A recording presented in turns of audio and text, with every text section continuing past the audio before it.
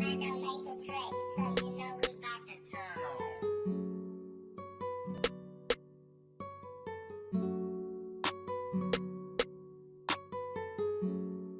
1996, 19-year-old Stacy Stites was found dead on the side of a road in Bastrop, Texas. She was partially dressed, bruised, and strangled with a belt. Investigators say she was raped and murdered just after 3 in the morning on her way to work at a grocery store. For months, the prime suspect was her fiancé, a police officer named Jimmy Fennell, until DNA evidence pointed to another man she knew. A year later, tests confirmed Rodney Reed's semen was found inside Stites. A jury convicted Reed and sent him to death row. But the saga was just beginning. It almost reads like a book. Hopefully we don't execute the wrong man for this murder. Reed's attorneys say the evidence points to Jimmy Fennell as the killer. They say Reed and Stites were engaged in a consensual affair and Fennell found out about it. Reed talked about this in an interview. Prior to her death, there was a time when we was together, and she said that if Jimmy found out that we were together, that he would kill me. I just took it as a figure of speech. I didn't take it literally. And that is clear motive for him to have killed Stacy and ultimately having Rodney Reed take the fall for that murder. Reed's case has garnered celebrity attention. Kim Kardashian, Rihanna, and others are pushing to stop Reed's execution scheduled for November 20th.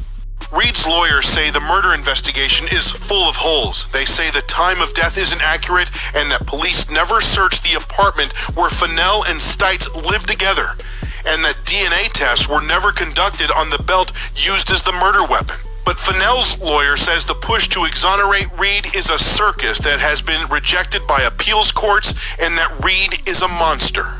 Rodney Reed is a garden variety sociopath who has convinced his lawyers and lots of other people that he's just a poor, unfairly charged black man being railroaded to the death chamber. Prosecutors here in Bastrop, Texas maintain Rodney Reed is guilty and deserves the death penalty. They have also pointed out in court documents that Reed was suspected of sexually assaulting and raping 6 other women. He was acquitted in just one of those cases. These are allegations, they're not convictions. And they have nothing to do with whether or not Rodney Reed committed the murder for which they're trying to execute him. There's also this. Jimmy Fennell spent 10 years in prison for kidnapping and raping a woman in 2007 while he was on duty as a police officer. In a court affidavit, an Aryan Brotherhood inmate claims that when they were in prison, Fennell said to him, "I had to kill my N-word loving fiancé." The next surprise witness will be Mother Teresa appearing via Epiphany. Each one of these stories is laughably lacking in credibility. Rodney Reed also has one advocate that once lived by him on death row. Anthony Graves, you spent 18 and a half years on Texas death row. You were fully exonerated, released, you were wrongly convicted. Why do you relate to Rodney Reed? I relate to Rodney because I know for a fact that those same players didn't give a damn about whether I was innocent or not.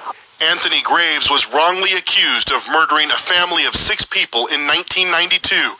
The same judge, medical examiner, and court-appointed defense attorneys that worked his case also worked Rodney Reed's murder trial. I was in his seat. I know his story. It just sends chills up my spine when I read and know what Rodney is going through. Graves has been free almost 10 years and now works as a criminal justice reform advocate. A young white woman was murdered and a black man was convicted of it. That is their case. They're not listening to anything else. Rodney Reed was definitely framed, and they're taking it all the way to the execution table. While prosecutors who worked the case say the thought of Rodney Reed getting out of prison is absolutely terrifying. Ed Lavandera, CNN, Bastrop, Texas.